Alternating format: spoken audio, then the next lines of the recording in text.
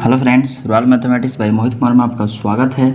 चलिए आज हम लोग पढ़ेंगे संधि के बारे में। तो चलिए स्टार्ट करते हैं। तो संधि का अर्थ क्या होता है? मेरा जोड़ना होता है। ये तो हम कंसेप्ट समझ गए कि संधि का मतलब क्या होता है, जोड़ना होता है। ऐसे आप इसका डिफिनीशन इस तरह से भी दे सकते हैं कि पहला शब्द का अंतिम वर्ण और दूसरा शब्द का पहला वर्ण की मेल से जो विकार उत्पन्न होता है उसी को हम लोग क्या कहते हैं? संधि कहते हैं। तो चलिए हम लोग आगे बढ़ते हैं। देखिए जोड़ना का मतलब क्या होता है?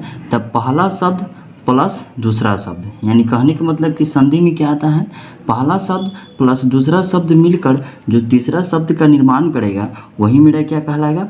संधि कहलाएगा। तो अब समझते हैं कि पहला शब्द कैसा होता है और दूसरा शब्द कैसा होता है। तो चलिए हम आपको एक और उदाहरण देकर बताते हैं। तो जैसे कहने का मतलब, मान लीजिए कोई नंबर लिख रहे हैं हम, ठीक है, यहाँ पे प्लस दे दिया। जैसे मान लीजिए यहाँ पर भी कोई नंबर लिख लिए, यहाँ पर हम प्लस दे दिया। इसको हमको क्या करना है? संधि करना है। तो संधि में एक ही बात आपको ध्यान देना है। ऐसे संधि का आप शुरू से अंतिम तक पढ़ेंगे तो यही कंसेप्ट चलेगा जो भी हम आपको बता रहे हैं। तो संधि में काम क्या होता है? तो पहला शब्द का अंतिम वर्ण, यानी पहला शब्द का हम अंतिम वर्ण देखेंगे और दूसरी का शब्द का क्या देखेंगे? पहिलका वर्ण। यानी कहने का मतलब ये मेरा हो गया पहला शब्द, ये क्या हो गया मेरा? दूसरा शब्द।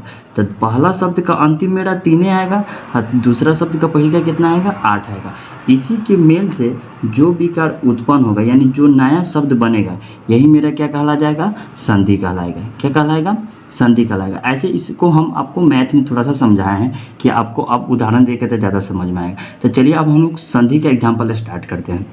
जैसे देखिए बहुत ज़्यादा फेमस है, जैसे कहने का मतलब विद्या जोड़ आलय। ध्यान से देखिएगा, विद्या जोड़ आलय। तो चलिए अब हमको इसको संधि करना है। तो संधि करना है, एक ही कंसेप्ट याद रखना है, ज़्यादा डिफिनेशन याद करने का मतलब नहीं है। पहले क्या ध्यान देना है? पहला शब्द। तो पहला शब्द मेरा ये हो गया और दूसरा शब्द, तो दूसरा शब्द ये हो गया। बट करना कैसे है संधि?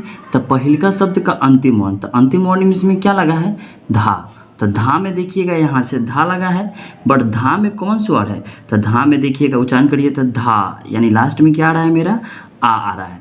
तो इसका अंतर क्या है मेरा? आ। चलिए यहाँ पे प्लस है तो प्लस, तो पहला शब्द के तो अंतिम हो गया। अब दूसरिका के देखिएगा पहिलका, तो दूसरिका के पहला, यानी दूसरिका का पहला, इसमें भी क्या लगा है? आ लगा है। क्या लगा है? आ लगा है। यानी पहिलका शब्द का अंतिम वर्ण आ और दूसरिका शब्द के पहला वर्ण हो गया आ। तो आ जोड़ आ मिलकर क्या बनता है मेरा? आ बनता है। क्या बनता है? आ।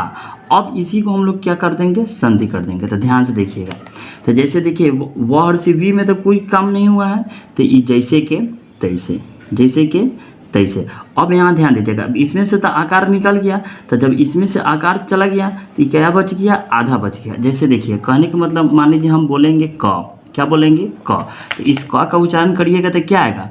क हलंत जोड़ अ। कहने का मतलब क्या हो गया? ये क आपका आधा हो गया। क्या हो गया? आधा हो गया। बट इसको अ को जोड़ देंगे तो हम क्या हो जाएगा? ये पूरा हो जाएगा। क्या हो जाएगा मेरा? ये पूरा हो जाएगा। कोई दिक्कत? तो उसी तरह यहाँ पे है।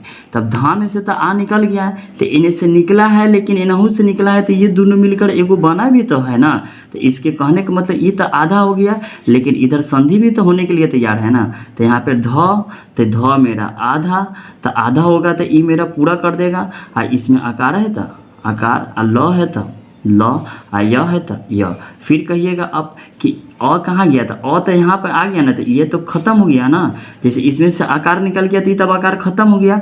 तो इसमें से जो निकला और इसमें से निकला, और जो ये मेल होकर जो नया बनेगा शब्द, यही पहिलका शब्द में हम जोड़ देंगे।